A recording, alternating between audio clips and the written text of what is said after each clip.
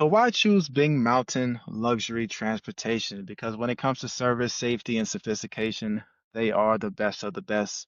I don't believe there's any other operator in Montana or maybe even Wyoming holding themselves to certain standards because I don't think anyone else can. So, I think we have been highly selective on who we have brought onto the new segment of Legacy Decoded. My name is Kalei Poteat. This is a podcast about building boldly short-term hacks take a backseat to long-term vision and impact.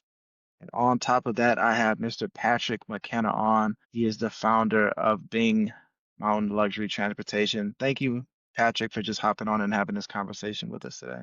Yeah, thanks so much for having me. Really cool to be invited and really cool thing that you guys are doing, shedding light on a very challenging industry that we all find ourselves in. It's an exciting industry, but it also has a lot of legal challenges, cost challenges, expansion Yeah, challenges, safety challenges, etc. So I appreciate what you guys do. absolutely, man. I definitely received that. Now, for people that have never heard of Bing, Montana, of course you've heard of Montana, but for people that haven't heard of Patrick McKenna yet, can you just tell our listeners, our audience, man, anybody who may be tuning in, a little bit about your backstory, how you got started in your Yeah. career and business? Well, starting off too, if you haven't been to Montana, then you really just don't get it. It's got to be the most unique state in the country.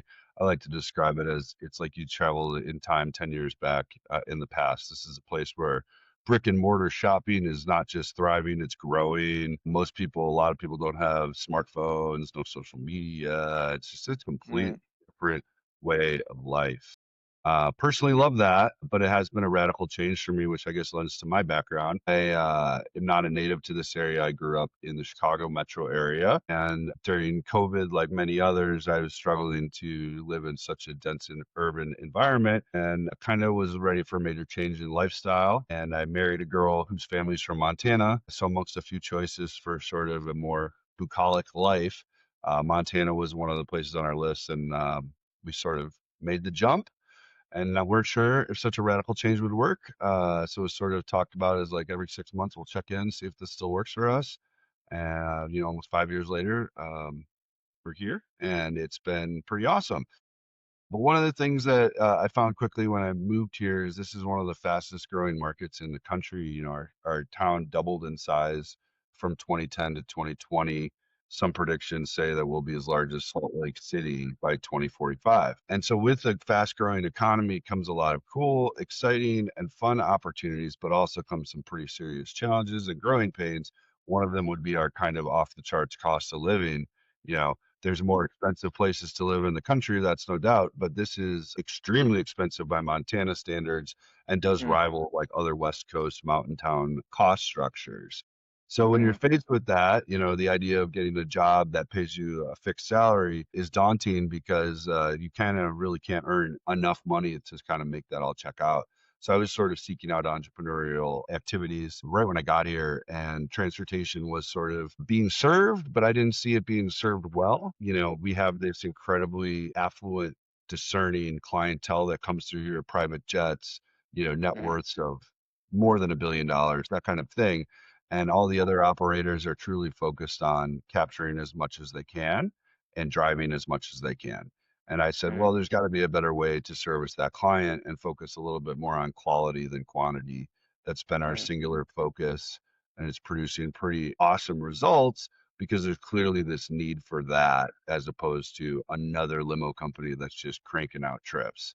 So we focus on service, we focus on details, we focus on hospitality. The key word there, not customer service. Hospitality is taking customer service to another level, and it's mm, sort of the intentionality behind why we do what we do. And we're mm. hyper focused on that, car quality standards for our chauffeurs, so that we can really put ourselves in a position to be superior to other people doing what we're. Wow, Pat, I love that, man. Congratulations on that. That's huge, man. Well, cool. That's definitely a lot of insight into the world of Montana. I think a lot of people may have no idea. So thank you for that. What does a typical day look like for you? I'm sure a lot of people listening to this call will be able to relate, if you're an owner and you're not owner of a massive company, and probably if you are owning a massive company, it's just sort of a million hats, a million fires. There's your to-do list of your 10 items that you're hoping to get to. And then there's the to-do list you end up doing because 10 other things happen. So never a dull moment. I'm transitioning to focusing on operating the company as opposed to being one of the kind of main workers of the company. I used to literally drive every single trip we did, and now working on a team of chauffeurs, which is exciting, but also a challenge because now all of a sudden I don't have eyes in the vehicle with the clients. I don't even interact with the clients beyond their booking. And so there's a lot of trust put out to these people who are very independent in how they operate these trips, which reflect on my reputation and my company's prospects in the future. So that's kind of my main thing right now is training, codifying, sort of setting up our operations to be fairly insulated and bulletproof so that I can continue focusing on expansion and some other opportunities I'm trying to pursue sort of on the side. Gotcha. That makes a lot of sense, man. Do you see any major shifts in the industry right now? Anything that's kind of changing since you've gotten started? Well, I think we'd all be like a little remiss to not talk about the bugaboo that is, autonomous driving seems to be sort of a major Mm. external risk that all of us in transportation are up against. And I can't speak to all aspects of transportation, but I can speak to what I do and some of the insight within my little sect of our overall transportation industry. And, they've mentioned, for instance, people who have these extremely high net worths. They've said, I've heard this by more than one person, they will never ride in an autonomous car. Autonomous cars can be hacked. Oh So, wow. there is some sort of uniqueness to what I do. I'm also in an extremely remote place. I mean, we're driving through the mountains in crazy conditions, elks running across the road, semi trucks trying to nail you. It's just a really, really treacherous operating environment. And the remoteness, we're talking on our most popular trip, almost half the trip, we have no cell signal. So if you have an Mm, issue, you've got to be pretty self reliant and sort of dig yourself out of your own hole. It makes for kind of a challenging operating environment. It's one of the reasons why our rates are extremely high, is we have to kind of compensate for that tremendous risk that we're facing out on the road. Literally every time we take the cars out, it's pretty dicey out there just to get home. So it's something that we do think about is making sure that when we go out, we're making it worth everyone's while, and that means that we're probably not for everyone. But I've really accepted that. I'm trying to be something for someone special as opposed to something for everybody. no, 100%, man. Yeah, that makes perfect sense as well. You know, as you continue to build out this business, what do you feel or what do you find that works really well for you right now? And what's kind of been the most frustrating? Um, I'll start with the hard parts first. I think there's one incredibly obvious one that'll affect every operator in my industry, and I would imagine other transportation operators that aren't in limo service, and that is capital, access to capital. These vehicles are incredibly expensive. We're talking brand new. The SUVs, 100 grand. The luxury vans are, could be 200 grand, and nobody in the world wants to give you a dime, especially any sort of traditional bank, or they look at us as high risk. They don't want to talk to you if you don't have 3 full years of your tax returns under your belt. And once you do have that, your numbers better be pretty great, and you better be willing to sign personally and, sort of sign over your next child in order at any sort of funding. To give you an example, at one point, a really critical moment in my business, I had a 22 Cadillac Escalade, sort of top of the line. I mean, this is a very expensive vehicle. And at 19,000 miles, the engine shredded itself for really no good reason. But it was in the midst of the supply chain crisis. And so while I was under warranty, I was not necessarily able to get an engine. They didn't exist in the country, back order with no ETA. I pushed the tech. I said, hey, if this was your car, how long do you think this will take? He goes, at least 4 months. And I go, oh my God, I'll be out of business. And there at the time, you couldn't get another Escalade anywhere. Mm, So I was faced with maybe downgrading to Suburban. It's a fabulous vehicle, but it's not quite as a premium product as an Escalade.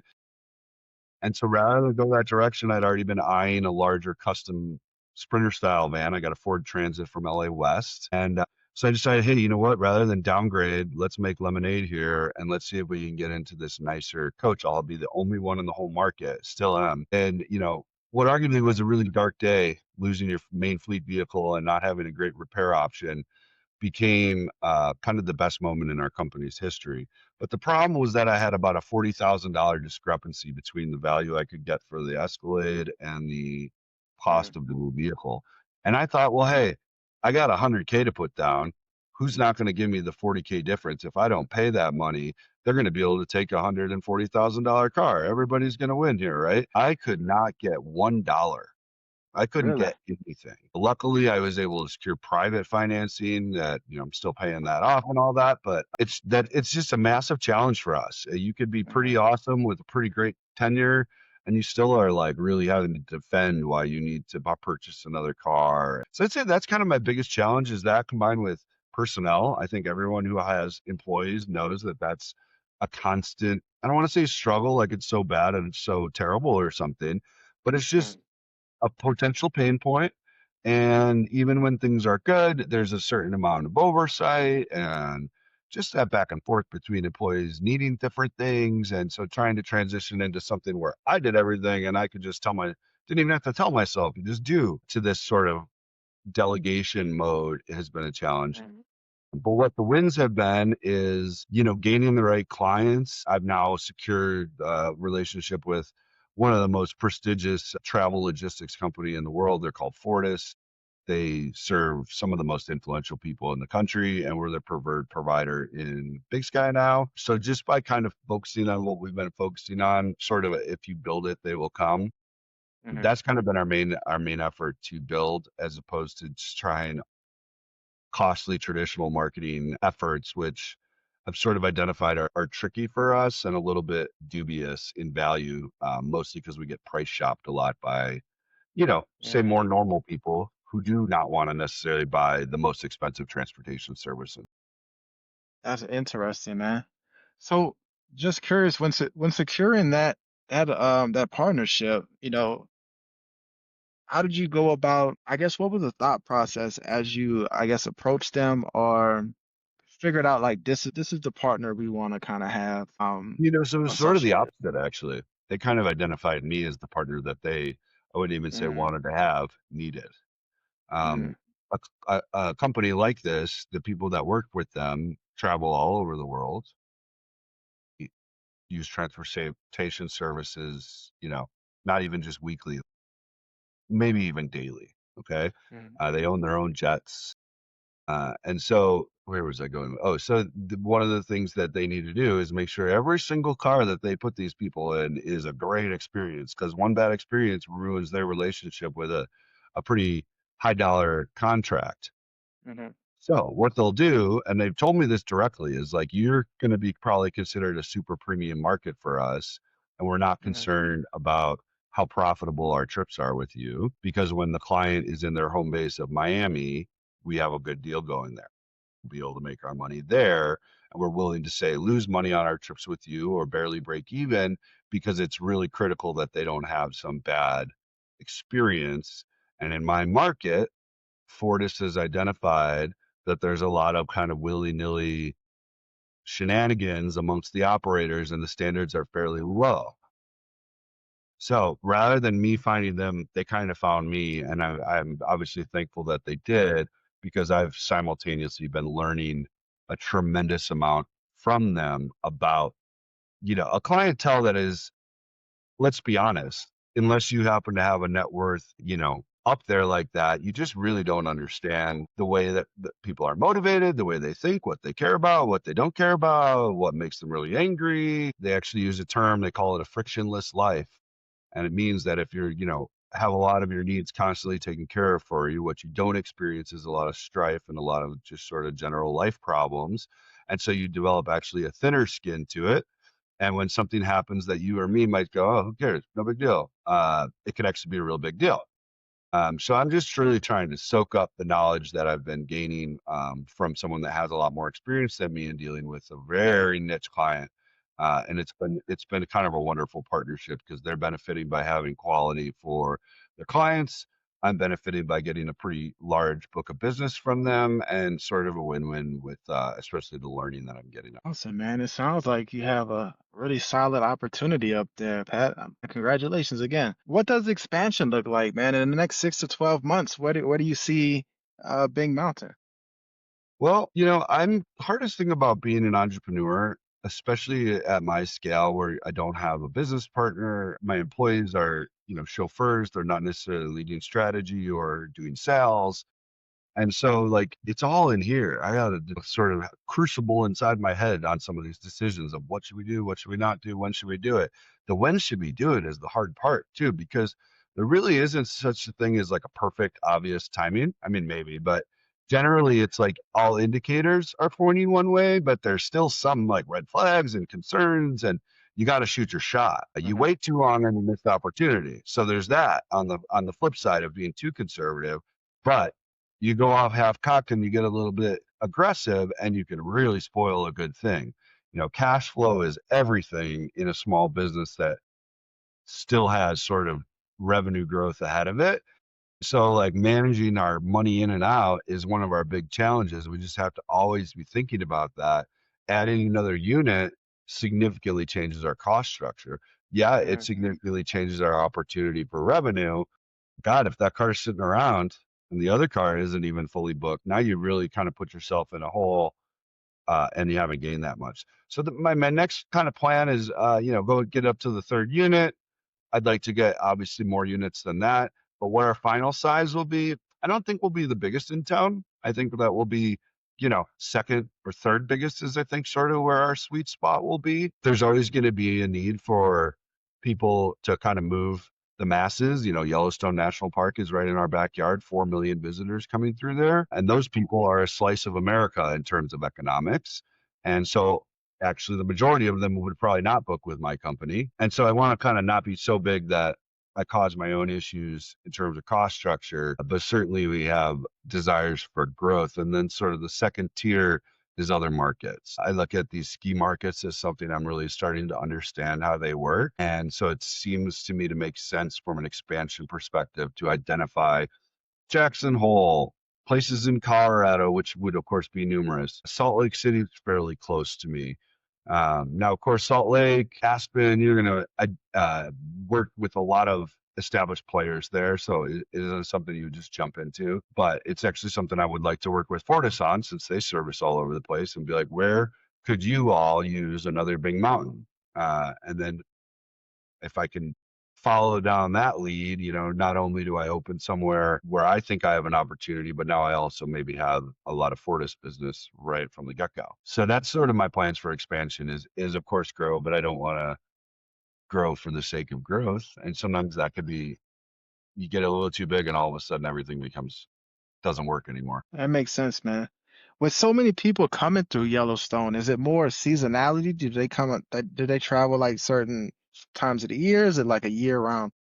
Yeah, so before anyone sits back and thinks I'm just on a pure gravy train here, we have incredibly seasonal business.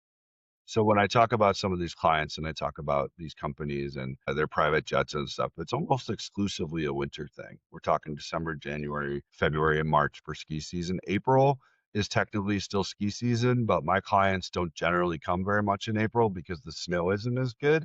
These people own a plane and they own a house. So they don't go if like we're not getting snow, they just won't show up kind of thing until we're getting those good snow reports. And then the rest of the year, summer is a very busy time for tourism, but it's not my busiest season. Technically, that would be the busier season by the numbers, but in our limo service sect, it is not as busy. It's our second busiest season. We do a lot of corporate work, taking large groups of people to like ranches and whitewater rafting and sort of activities while they're on their corporate sort of retreat. And then we have what we call shoulder season when you live in the mountains. And those are the times in between our winter season and our summer season. And I might as well move to, anywhere in the world for that entire period of time. And I would not miss very much. It is a ghost town and we have to plan our whole entire business, how we employ people, what we tell employees when we hire them around this seasonality. February, it's just insanity. And then in October, it is brutally bad. So there's a pretty intense seasonality to it. Gotcha. And do you think that's just Montana, or do you believe that'll be the other areas you're thinking about expanding into as well? Well, I think it depends on, most ski markets have a summer season because the mountains are awesome in the summer. People think of us for winter Yeah. activities, but the summer's actually better if I'm being totally candid. You know, it's gorgeous. There's hiking, mountain biking, whitewater rafting, floating on the rivers, horseback riding, riding side by sides. I mean, it's just like amazing outdoor activities. Mm. So I think that like if you go to Aspen, they have a summer season too. I think we're luckier in that we have Yellowstone. I mean, that's a massive summer draw from people across the world, frankly. But if you haven't been to our area, you know, this is a state as large as Texas with 1 million people. So the distances are vast. And in Yellowstone, you could not just like hire chauffeur transportation. I mean, if you have all the money in the world and you just want to hire a driver all day for your 4 days, great. That, of course, is a great option, right? But it is pretty expensive to do that. So most people, even people that have a decent amount of cash, you're renting a car if you're doing the Yellowstone trip. It's just far too much driving. So that sort of speaks to like, you know, why summer isn't quite as good. It's a little bit of a different client combined with the fact that regardless of the client type, you got to kind of log the miles while you're on that trip. I mean, Yellowstone is as large as Rhode Island and Delaware combined, 2.2 million acres, and there's 4 roads in the whole place. Mm. So, yeah, I think you would see the same sort of seasonality. You definitely would see the shoulder seasons in any mountain market that has ski tourism. Nice. Now, if you were able to solve like one major challenge today, what would that actually be? Pretty good question. You know, I think I'd bring it back to the access to capital. You know, who doesn't need capital, right? Even if you have Mm. enough capital, if you had more capital, you could probably do something with it. And for us, just because those stickers are such a big chunk of change, some sort of like program that allowed, you know, more access to funding or I'm part of the National Limo Association and they're great and they do a lot of stuff for us, but they don't necessarily offer anything like that. That could be something really cool that they could bring on is sort of like, you know, and maybe it's like people that are more established and successful in the transportation industry could give back to those of us who are starting, not in like a good of your heart way, like make it worth their while too, where they get something out of it financially, because it's just like, it's just an impossible reality. I'm sort of staring down the barrel of trying to get money, and I think I finally am going to potentially be successful, but you know, it's a scary thing. You got to have all your ducks in a row. Your paperwork's got to be super tight. You better be on a first name basis with the bank manager, etc. Now that you say that, I'd love to make an introduction. Yeah, that's something to definitely think about. To be 100% honest, man, I wanted to actually start a business model like this when I first thought about getting into transportation, right? I just knew that I wanted to start it kind of like in New Orleans, though. That's kind of where I grew up. In the French Quarters, I felt like it would probably be a really great opportunity. But ended up getting into another mode, hot shot trucking and things like that.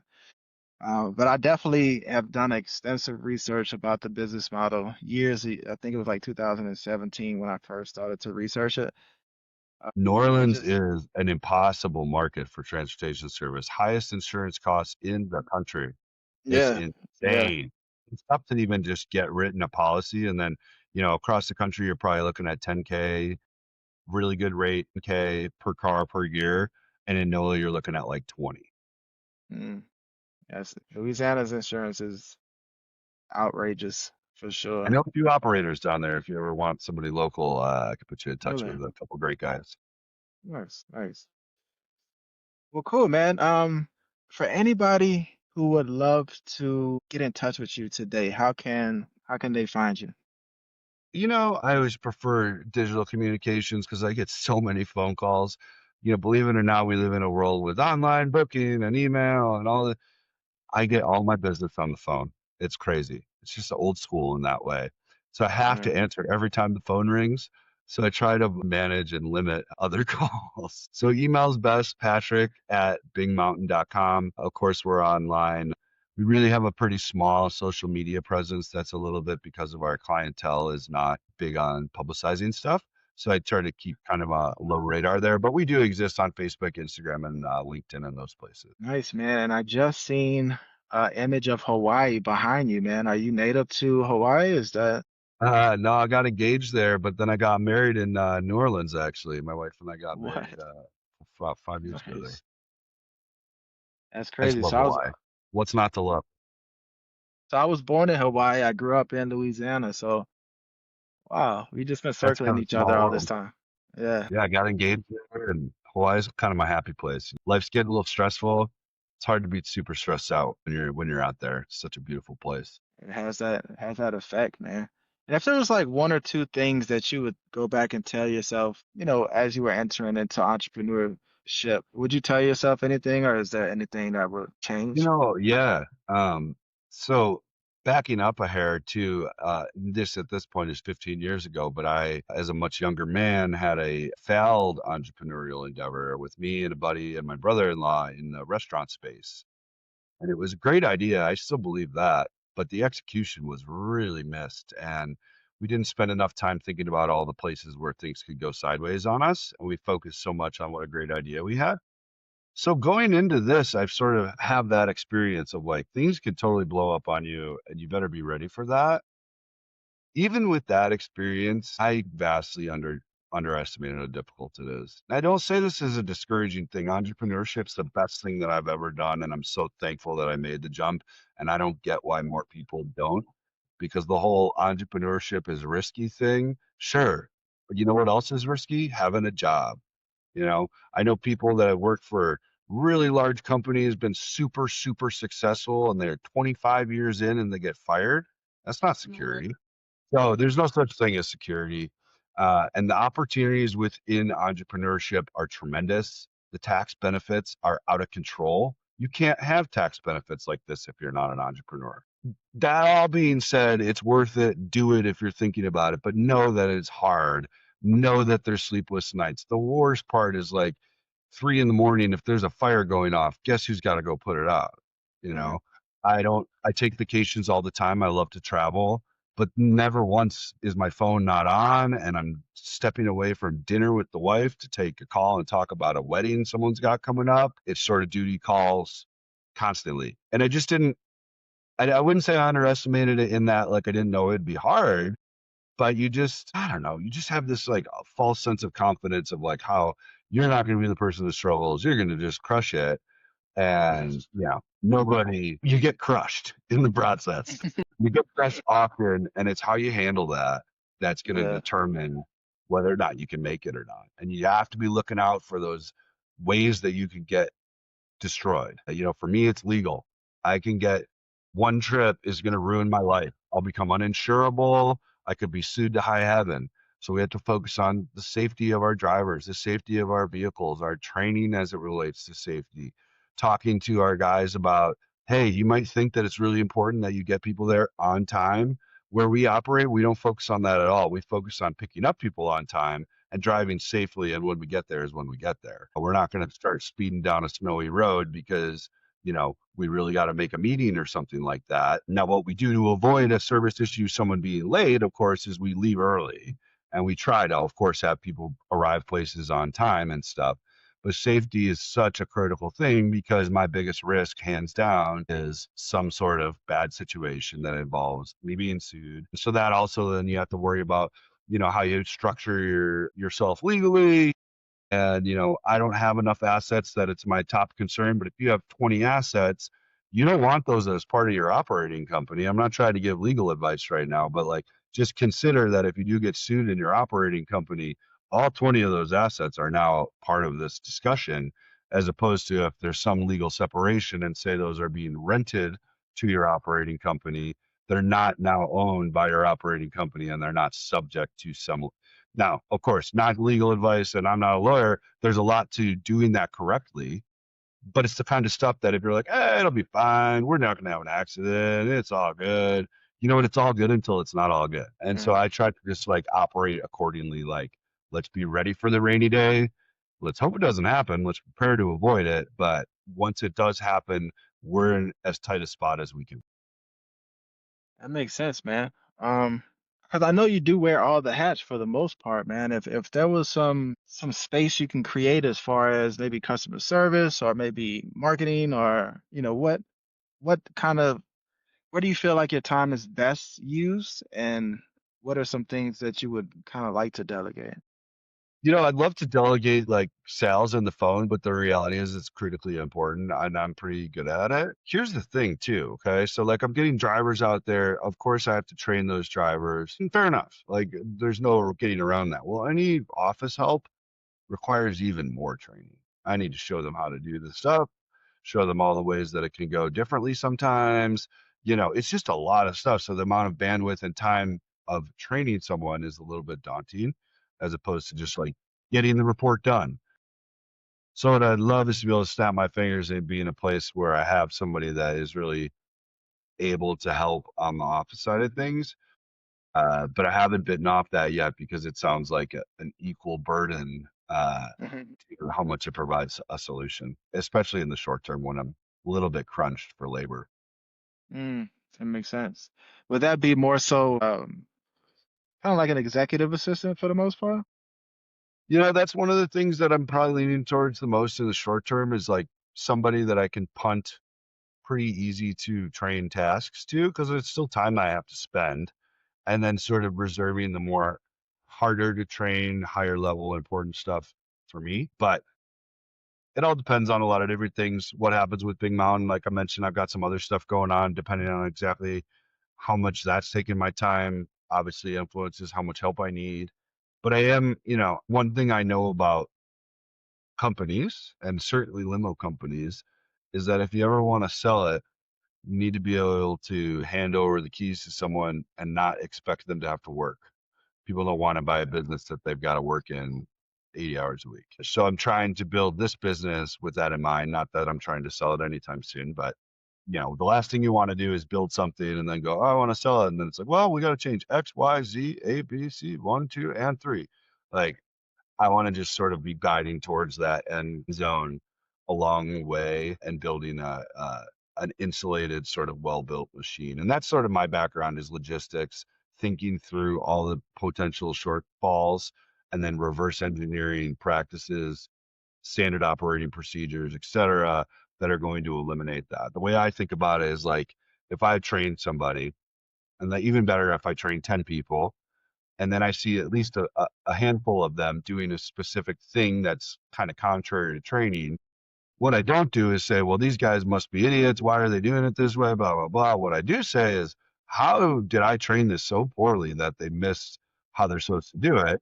And I go back to the training and say, okay, what do we need to change about this here? How can we reword it? What steps need to be added in? What context is missing? Did we just not hit the point hard enough? Or did we just sort of approach it the wrong way? But you always have to look at those shortfalls and identify them, especially when they happen more than once. And sometimes there's not an opportunity to go back and prevent it from happening in the future, but you got to spend the mental exercise because if there is an opportunity to remove that, you're absolutely nuts not to. We all deal with stuff that we can't control. You got to control what you can't control. No, totally agree. Yeah, whenever I put out material, I always love to get constant feedback on it. If there's, and I always tell people, if there's anything in it that you don't understand, let me know so I can change it. Because if you didn't understand it for some type of reason, then I know somebody else may have the same, may feel the same way, right? So yeah, that's definitely something to pay attention to. That's the hardest part too, is you don't know what people know and don't know, Right. and the best advice there is always is tried and true. If you want something done a certain way, enumerate and specifically tell people how you want it done. And if you don't do that, don't get mad when they do it differently. And even if you do that, they still might do it differently. That's the joy of employees. But there's you got to manage what needs to be managed, and that means getting your hands dirty. That means like getting that feedback loop. It's great to say you have this standard and that standard and you do this and you do that, but if you don't check and verify, then that standard is fairly meaningless. So I think this is a quote from Jimmy John actually, but that was more or less what he said is managers have to manage and they have to manage consistently, Mm, constantly, and they can't be afraid of like being disliked. Does that mean you should be a jerk? No. But if you operate from a modus operandi of having people like you, that's a lot different than operating from being fair and being a manager and, sort of being judicious. It turns out you can do that and be liked. yeah. Old job I had, my boss said to me once, she said, Patrick, you have a really unique ability of being liked, feared, and respected. And all she really meant by that was everybody who worked for me knew that if they stepped pretty far out of line, I would let them have it. And it didn't matter that I was cool to them for however long before that. It was pretty Mm, clearly understood that I took it all real seriously and that everybody was capable of praise and everybody was capable of getting the fire as needed. And so I was able to be cool and I was able to be liked and I was able to be fun because I also had that ability to like put on the boss hat and like let people know this is not okay. And I think that ultimately people like that. You think as a manager people hate that, but what people hate is bad managers. They hate ambiguity. They hate not knowing if they're doing a good job or even worse, if they're doing a bad job, how they're doing a bad job, how they can improve. You know, it's not for everybody, that's for damn sure. But if you are a manager and you maybe feel like you're ineffective, that's the first thing to ask yourself is like, are you primarily concerned with these people liking you? Because then you're probably doing a lot of different things that are making you undermining your authority and you can do it both, but you do have to lead from a place of this is not my friend, this is someone that I'm managing, and so I have to give them my end of the role because I'm expecting them to give me their end of the role, which is being a good employee. Well, then you got to be a good manager. You got to go both ways on it. definitely. Leadership skill 101. Definitely sounds like you'll be a great person to work for, Pat, for sure. Is there anything that you would love to just leave the audience with, man, before we wrap up? You know, I think that transportation is the backbone of America, and we serve this critical role. And yet, you know, it's a thankless industry, and sometimes we've got bad apples out there, like the guy in Florida. What a terrible tragedy that was, you know, and that reflects on all of us. In my industry, you've got shady limo operators left and right who drive faulty equipment, and limousines themselves, like stretch limousines. They aren't dangerous across the board. But generally speaking, an old one that was maybe made by a shoddy outfitter can be pretty dangerous to get into like a car accident with. You're sitting in sideways seats, no seatbelts on. So you combine bad operator and bad equipment, and all of a sudden these stories are pretty horrendous. And it translates to all of us that we're all potentially doing that. So we need to stick together. You know, one of the things I've loved about the limo industry, and it is a recent thing with post COVID, COVID wiped out half of all limo operators in the country. 50% of the operators exist post-COVID that existed pre-COVID. And the ones that exist post-COVID were only really able to do that. Keep in mind, in some markets, however many months of zero business. Okay. So they were able to stay afloat by selling equipment in essence. And if you didn't have enough of a fleet that you could piece off and sell your equipment, you're no longer with us. And in fact, some of the strongest operators in the country went around the country and bought up a lot of those other companies. So the power's sort of been concentrated within a smaller and smaller group. However, what I've heard, and I was not pre-COVID, so I can only talk about what I've heard, but there used to be an incredibly competitive sort of rat race that was happening in the limo industry. We all hated each other, and if you got a sale, like that was at the sake of my sale kind of thing. Now there's a much more healthy way of operating where we sort of look at it as rising tides raise all boats. Here in my local market, I don't work with every other company because some of the companies are larger and don't really want to work with me, but I work with all the small operators who care, and not every single one of them, but the ones I've identified that are sort of going to be a good partner for me. And we work together and we celebrate each other's wins. I'm like, oh man, that's awesome, Matt, that you booked that crazy wedding. Like, I'm not jealous about that. I'm happy for him and I'm happy he got it and not maybe one of these other companies that I don't work with who maybe doesn't treat everyone as great. Like, Mm, a win is a win is a win. And it's better to work with your other operators in a way that works, right? Obviously, but like that's a better way than being all cloistered. I mean, I've learned so much from the other operators, locally and internationally, even. This kind of things that, one time I was at the first limo conference and it was a guy from Venezuela and he deals with some insanely rich people in Venezuela. I mean, you have to think about it. Venezuela is either like really poor or like incredibly rich, right? So he was saying, hey, if you're new to this, I got to tell you a couple of things. He's like, number one, never shake a client's hand. And I was like, oh, really? Okay. And he's like, yeah, A lot of people won't care at all and they want to shake your hand, but there's a subset of people that do not want to shake your hand. And by you putting your hand out there, you now put them in an awkward position to either be a jerk or shake your hand even though they don't want to. Just little things like that. The other operators have knowledge and they can share it with you and they will share it with you, but you just have to open those lines of communication. And sometimes they're not received. Some people have a really different mentality and they do look at you as a competitor and like, I'm not helping you at all. And let them do that. That's fine. You know what? They're not going to make it very far with that sort of outlook. So work with your competitors so that your industry can be better, and that will help everybody. And I guess that's what I would add. Awesome, man. Awesome. So at Bing Mountain, I think luxury isn't an option. It's pretty much a standard. And, from rigorous trained chauffeurs to meticulously maintained fleets, right? Local routes, obsession with safety, every detail is designed for discerning travelers who expect the best. So I think when you choose Bing Mountain, you're not just booking a ride, you're securing a peace of mind, unmatched service, hospitality, and an experience as unforgettable as Big Sky Country itself. Bing Mountain Luxury Transportation, because the journey deserves nothing less than exceptional. Pat, I appreciate you again hopping on and having this conversation. If you are in Big Sky Country, make sure to check out Pat and Big Mountain. If you're seeing this right now, make sure to like it, subscribe, share it with someone that you'd love to see this. And until next time, I'm a Kalei Poteat, Legacy Decoded, and stay tuned for another segment. This is Pat McKenna and Bing Mountain. See you guys next time. Thanks again.